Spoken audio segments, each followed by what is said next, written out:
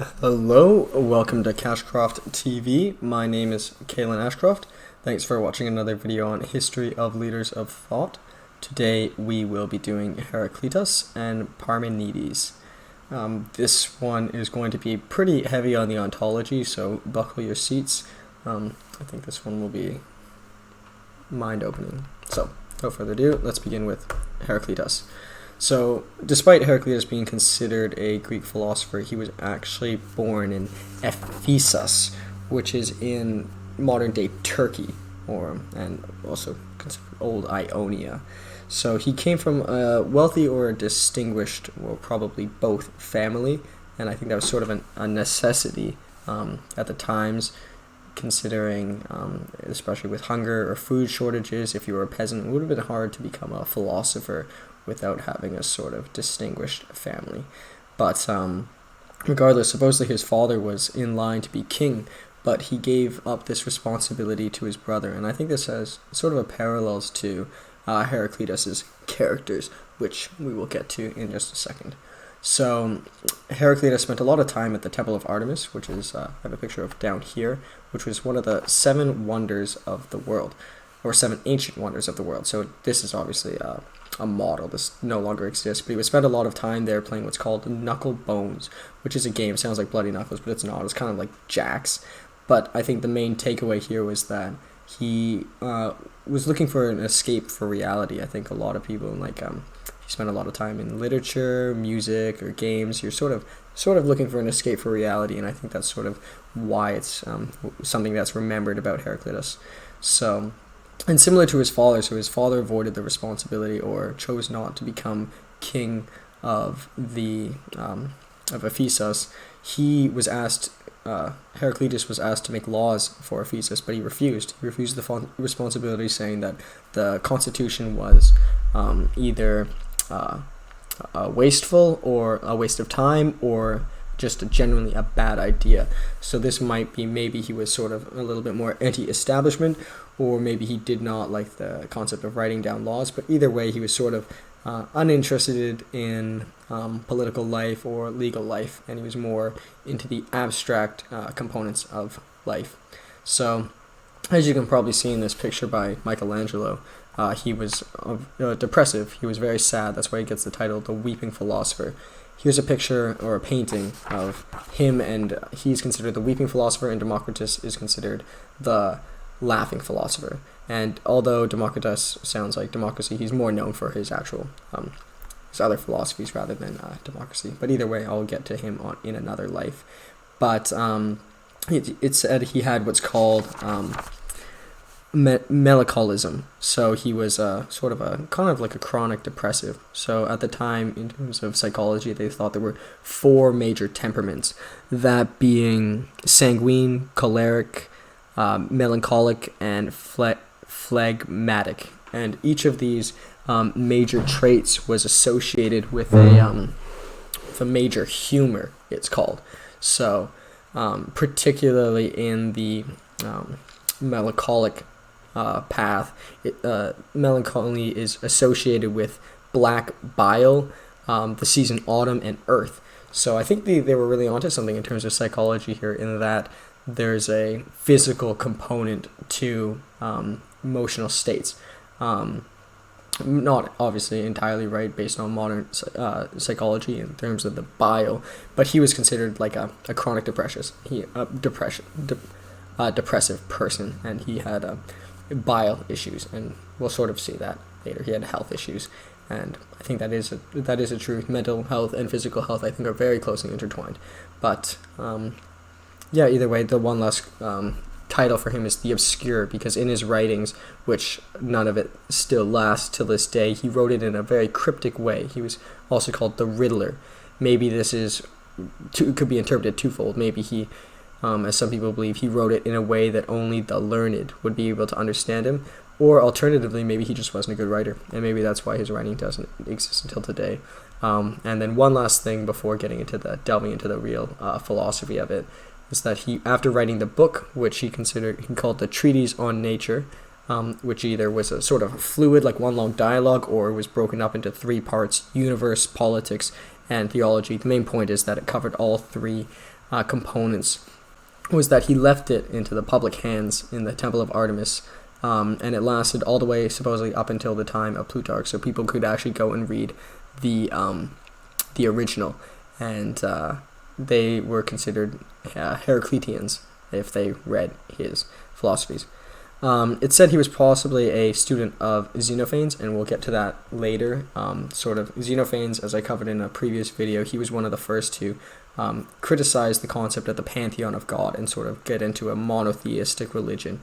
So we'll sort of see parallels to that in Heraclitus's philosophy, which we will begin right this second. So I guess the main point and the sort of underlying thesis of his whole belief system was that all entities come into accordance with the Logos. So the Logos has multiple definitions, but I think it's true for all the definitions. Logos could mean the word, the account, the principle, the plan, or the formula, amongst other sort of similes and equivalent meanings. Here's two quotes with respect to his beliefs on the Logos. So, this Logos holds always, but humans always prove unable to understand it, both before hearing it and when they first heard it. For though all things come to be in accordance with this Logos, humans are like the inexperienced when they experience such words and deeds as I set out, distinguishing each in accordance with its nature and saying how it is. But other people fail to notice what they do when awake, just as they forget what they do while asleep. And another passage which I think further explains it, and even to a better degree. For this reason, it is necessary to follow what is common. But although the Logos is common, most people live as if they had their own private understanding. So my interpretation here, and I believe this is probably the closest I can get to being absolutely correct, would be that his concept of the Logos, and he really outlines it most in the last line, is that the Logos is common. Most people live as if they have their own private understanding. So, and this will allude to one of his other concepts later, which is the, I'll mention it later. But the Logos, so for example, a rock. The Logos of a rock would be hard, the word rock as well, and just what it is. Whereas to abstract from that, someone might see a rock and think their own, for example, private understanding. They might see a rock and think violence, club someone on the head with this, or a rock, beautiful, it could be a nice color or something like that. But the Logos and the first principles, what really is a rock, is the principle, the word, the formula, the Logos of the rock. Moving into sort of his second real great idea, and this is probably the one he's most known for, it's called Panta Re, which is everything flows. So here's a quote that explains it. Ever newer water flows on those who step into the same rivers. So this is the quote that no man steps in the same river twice. So he believed that everything in the universe was always forever changing. Karl Martin Dietz has a nice way of combining this with his concept of the Logos. So he says that, for example, a concept of a river is ever-changing, as he notes, but the Logos of a river is the source and the estuary and perhaps, something in between. And that's really the principle of what it is, the Logos of it, whereas everything else is changing. And he believed that changing was the only constant. So, and this concept of change, which he puts so much emphasis on, directly contrasts Parmenides, and we'll get to that in just a second in the next slide. So, in terms of his sort of third main point, it's hodis anno kato, which is upward and downward path are equivalent and both existent. So we believe that everything in the universe was sort of a duality between creation and non-creation and whatnot. But in the middle, and this is where it's similar to Parmenides, and I think it's nice that these two lives are so similar, or actually so different, but so close together in terms of time and in terms of subject matter. He believed that fire was like sort of a special element, and this later gets picked up in Stoicism. But he says that, here's a quote right here, all things are an interchange for fire, and fire for all things, just like goods for gold and gold for goods. So gold is kind of like the currency of the universe. And this sort of delves into the concept of monoism, which was covered by Thales, Anaximander, and Anaximenes, whereas Thales believed that everything was based on water. Earth is just concentrated water. Anaximander believed that everything was based on infinity, and from there everything is a duality, which I think is actually the most consistent with modern physics. And then Anaximenes believed that everything was based on air. So similar to that, Heraclitus believed there was a certain significance of fire, and it was sort of the currency of the universe. And he says the death of fire is air. So if fire dies, it turns into air. And the death of air is the birth of water. So he believed that sort of fire is the foundation of the universe. He also, one last thing in terms of fire, he thought that the soul was comprised of water and fire, and he thought that the fire was the noble part and the water was the ignoble part.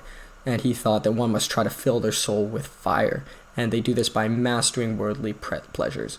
So, in terms of his really fourth idea, and these are all tied together, but I thought I'd sort of break it down into certain groups. So far we have the logos is sort of the source and the most important concept in the universe. Then secondly, everything changes. Change is inevitable. Thirdly, everything has sort of a duality, creation and decreation, obviously with the addition of fire being sort of the currency of that system. The third is called dikairos, which is strife is justice, and this ties in most closely with the last point. So he thought that there's one must strive for a harmony in all aspects of life, in politics or in personal life. There's got to be just as much destruction as creation. So this is sort of an abstract concept, but he even thought in justice that there should too much good is bad, in the sense that if you have too much good, too much bad will be inevitable, and the only stable state is if you have equal dosages of both. So this might have made more sense in a more stagnant society. So think of his times. For like in 100 years, not much would change technologically. The city might get a little bit bigger, ideas might change a little bit, but things were generally stagnant, and they weren't expecting great innovations or too much change, and they thought a steady state. But whereas now in the 21st century, there is things change a lot. Like in the last 100 years, they didn't have the internet, they didn't have so many things we have today. So maybe this concept of a stagnant state only exists in sort of a utopia, whereas in modern sort of capitalist states, one must sort of forever change. And that also sort of is consistent with his change is the only constant. But moving to his sort of fourth component, it's hepistai to keno, which is follow the common.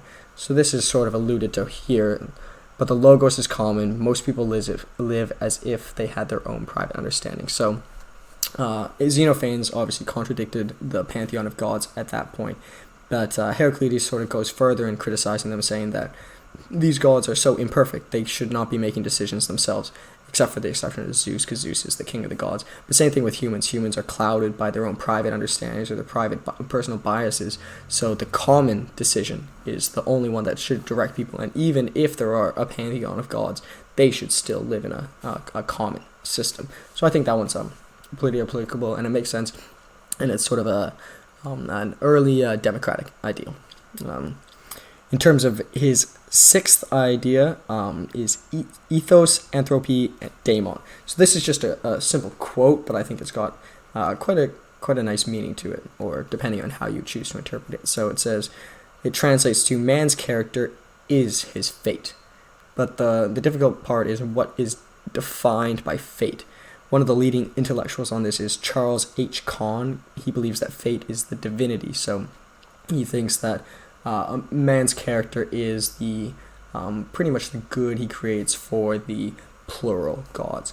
I think this is a little bit inconsistent with some of his beliefs. My personal interpretation, and I'm sure Charles H. Kahn has could be just as much right, probably even more right, considering his depth of knowledge on this topic. But I think it's more simple, and I think man's character is his fate, is that his actions are who he is. And I think that's consistent with the concept of ever-changing, because man is not man as he is now. Man is the man he is creating himself to be.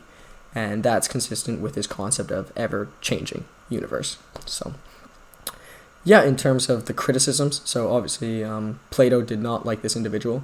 He thought that he was completely wrong, and Plato supported Parmenides. He thought that, for example, going back to the rock example, if there's rock at now and rock 10 years from now, and if change is inevitable, then it's impossible to derive two data points, right? There's rock now and rock later. It's no longer the same rock, so then the rock cannot exist, or one cannot derive meaning from the rock.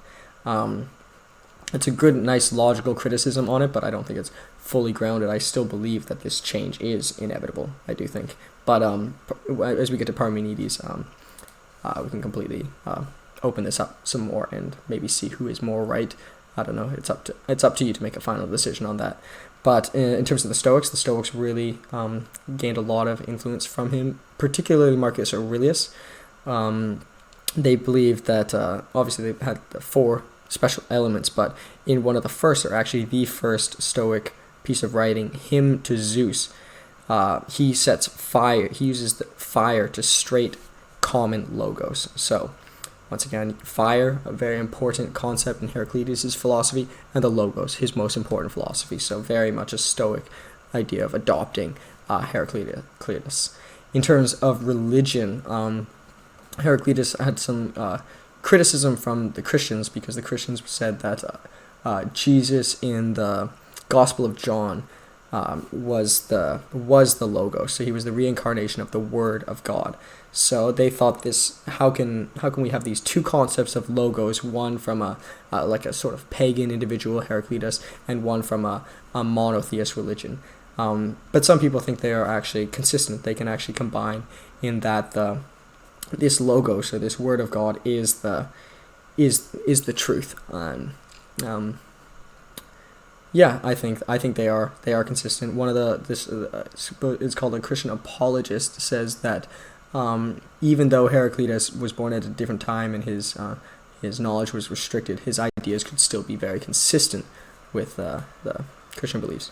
But either way, we'll get much more into this as we move into the comparison, and we're specifically about his influence with respect to Parmenides. So Parmenides, it said these two individuals lived at the same time, and it's largely believed that Parmenides came up with this philosophy in response to Heraclitus. So, hence the small divergence in terms of their age. So he was born in Ælea, which is actually southern Italy, but it was considered part of Magna Greece at the time. So he's still considered a Greek philosopher, but technically it's Italian, just like Heraclitus was technically Persian, or rather Turkish even.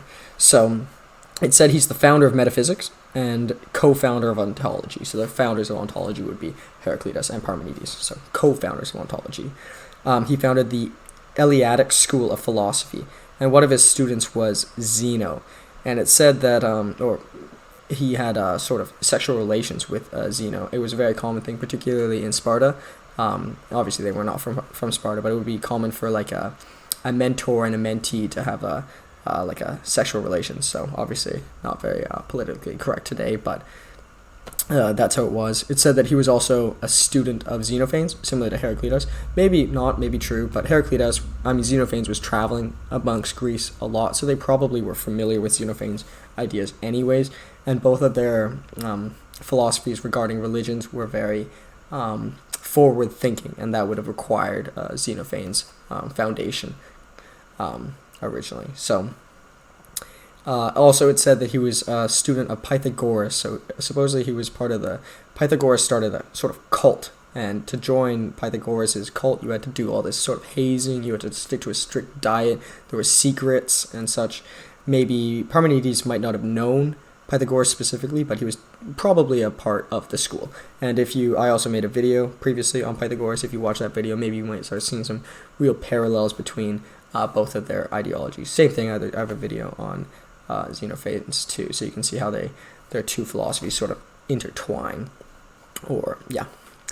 So he's most known for, one last thing, he was born from a wealthy and illustrious family. It's for similar reasons Heraclitus. I don't think you can sort of could have lived a sort of philosophical life if you did not have a sort of grounding. But either way, one of the things he did when he was younger was, unlike Heraclitus, whereas Heraclitus was avoided the responsibility of making laws in his state, he actually decided he would make the laws for the state. So he assumed the responsibility of his state, and maybe he was more partial to public affairs. It said, particularly Heraclitus was considered a wondrous boy.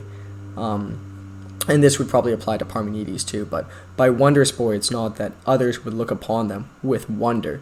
They are wondrous in the fact that they were curious, hyper-curious individuals. And Plato says that the key to a great philosopher is to be curious above anything else. So what he's really known for is this book on nature, and it's considered the first sustained argument in the history of philosophy. So, whereas none of Heraclitus' writings still exist, 160 lines of this poem exist. So there were 800 lines in this poem called On Nature, and they were divided into 3 parts, and 160 lines exist today. So, perhaps this might not be all-encompassing of his philosophy, and maybe these might actually just be contradictions to what he actually believed, but at least it's the first sustained piece of philosophy we have written. So, in terms of how it was written, so there's the introduction, which is sort of a poem, and he says that he is sharing wisdom beyond the beaten paths of mortal men. So it sort of goes through a narration, and the protagonist in the story is getting this wisdom from a goddess. So he's sort of giving divine right to his ideas, which is obviously a good way to add more weight to your beliefs. But the second part is called Way of Truth, which is sort of outlines that reality is one, change is impossible. So that really contradicts Heraclitus pretty much directly. And he also says existence is timeless, uniform, and necessary. So we'll unpack this more, but I'll just briefly talk about the third part. The third part is Way of Opinion, which sums up that the world of appearance is clouded by opinions and biases. So that's something that Heraclitus also believed too, that the natural world or the real world is clouded by one's own personal opinions. So that is actually matched. His main philosophy, to sum it up and to kind of give it a lens before really delving into the way of truth, is that whatever is, and whatever is not, cannot be. So that's sort of his fundamental belief, and I'll talk about this. We'll go straight into it now, I suppose. So Way of Truth, which was the second part. After the first part, the proem is sort of like a nice, beautiful introduction, but then he really starts delving into his philosophy in the second part. So he says, for never shall this prevail, that things that are not are. So it's sort of saying it in the negative, but things that are not, and things that is. So he thought that anything that exists is non-divisible, and it's sort of like a first principles truth. He thought there's no such thing as creation and destruction. All that exists is the present. So this is sort of a very abstract way to look at the world, similarly as abstract to Heraclitus, but he thought that anything that change is impossible, and all that exists is the present. So this is kind of analogous to the A theory of time and B theory of time. So A theory of time outlines that there is obviously the present, the future, and the past. But in A theory of time, there's different magnitudes of pastness and futureness, whereas Parmenides believed in the type B theory of time, which was later coined far later in the future, but by McTaggart. He came up with these. He believes that there's the present, the future, and the past. And there is no magnitudes of future and no magnitudes of past, and therefore all that exists is the present. Sorry, that was not McTaggart who believed this, but McTaggart outlined the time series A and theory of time B. But Parmenides specifically believed in time period B. So to sort of expand on this with quote, how could what is perish? How could it have come to be? For if it came into being, it is not, nor is it ever going to be. Thus coming into being is extinguished, and destruction unknown. So there is no creation, there is no destruction, there is only is. So he's pretty much, and this is a response to Heraclitus, where he says there is no is, all there is change. So to use this is called the Parmenidean 1. So Parmenidean 1 is sort of thought of as a sphere, I think it has to be a sphere. Sphere is, in my opinion, the most beautiful, perfect shape. But either way, there's the Parmenidean one and the void. So the logic with this is that, and not taking into account, the conservation of mass and like a change system or anything like that. Those are future physics principles. But in order for the Parmenidean one to change, it must go into the veil. However, the argument is that the veil doesn't exist. Therefore, it's impossible for change to happen. So, it's very, very hard concept to think of, but that change never exists, and all that exists is the present. But to kind of bring it in from an ontological perspective, is that you cannot prove the change. You can only prove the present. So, two very different ideas here. In terms of the way of opinion. So the way of opinion, not only does he address the concepts of people's opinions being clouded by bias, he also talks a lot about cosmology. So he believed that, similar to Heraclitus, there is fire. The sky is comprised of fire and blackness. And from there, he thought that the fire was noble, similar to Heraclitus, and that blackness was ignoble, or the sky. And that's something, they pretty much believe very much similar things in his treatise on the way of opinion.